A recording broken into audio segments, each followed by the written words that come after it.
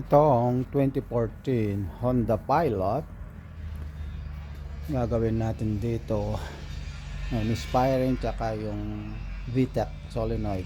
Nag-stock na double check ko na lahat, same problem pa rin.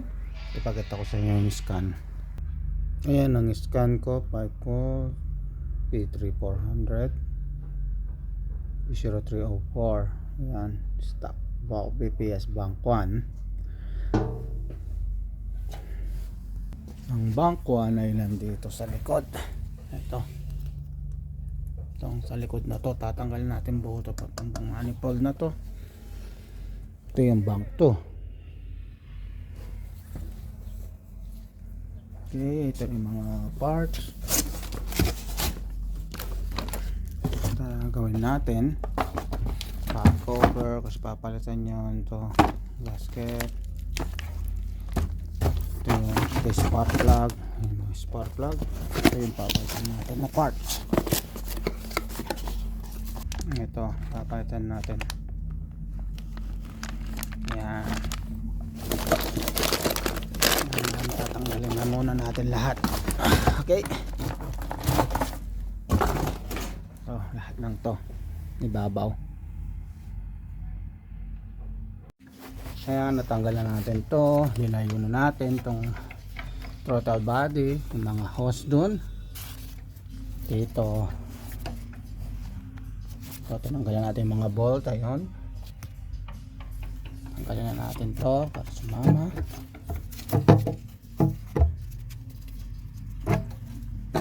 Yan, matanggal itong manifold. Okay.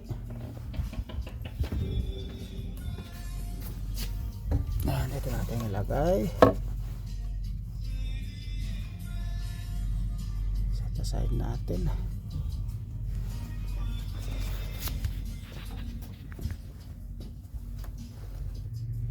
Tanggalin na itong manifold nya.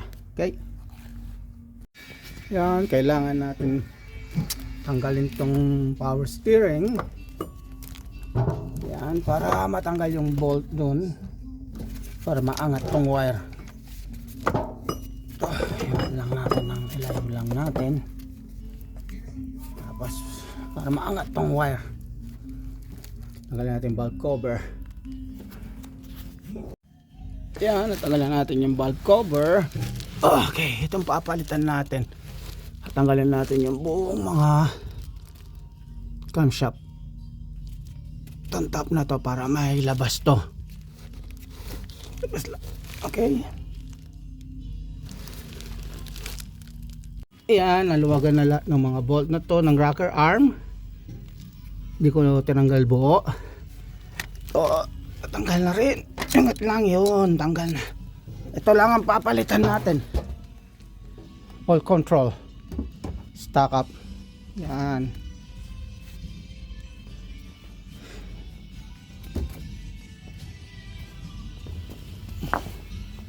Tingnan natin kung parehas. Okay. Linisin muna natin to mamaya. Okay. Yan, tingnan natin kung parehas. Parehas.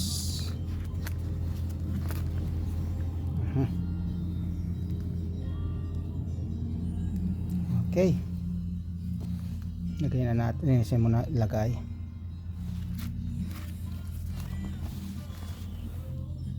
Yan, malinis na.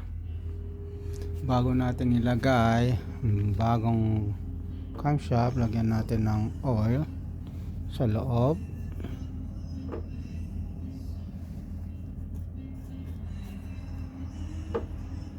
Yan, pati yung camshaft lagyan din dun. Ito, para wala tayong problema. Walang problema tong yun, kasi umaangat natin ito mamaya.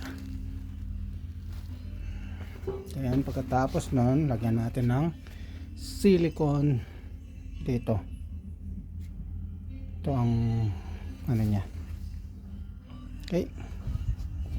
Yan, nailagay na natin yung bagong spool valve. Ngayon, i-torque na natin buhod ng lahat ng 18 foot-pounds.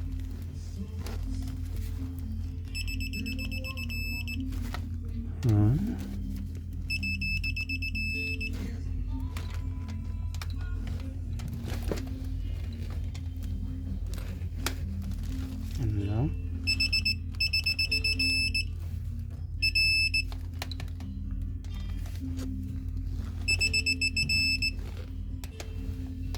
Ganun ang sequence niya.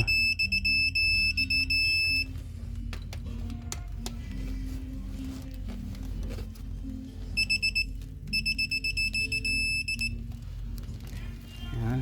Okay, i-torque na natin lahat ng ganun. Yan, nalagay na natin yung bag cover, na-torque na nan. Nalagay na natin yung mga coil, napalitan na rin natin ng spark plug yung isang side. Yan, sunod na natin yung kabila pag nabuo na natin. Okay, electric. Yan, nailagay na natin yung ibang wire. Ito, yung belt, power steering. Lagyan natin itong intake plenum, intake manifold, tapos yung plenum niya sa taas. Okay, lagyan natin ganito. Oh, mahirap lang mag-isa. Yan, nailagay na natin. Ito, ang natin galawin. Ito yung mga bolt. Yan. Okay, ilagay na natin mamaya itong mga lahat ng wire, vacuum, throttle body. Okay, yan, nailagay na natin lahat almost. Yung spark plug na palitan na. Ayun na yung bagong ito. Yan, ilagay na yung mga vacuum hose. Ito na lang. Ito, tapos ito air duct nya. Oh, may crack na rin pala.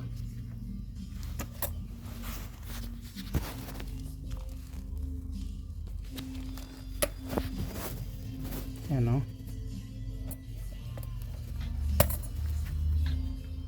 Lagay na natin. Yan, nailabike na natin lahat. Ay, torque na lahat ang dapat i-torque sa spec. Ito, vacuum. Ito na lang pala.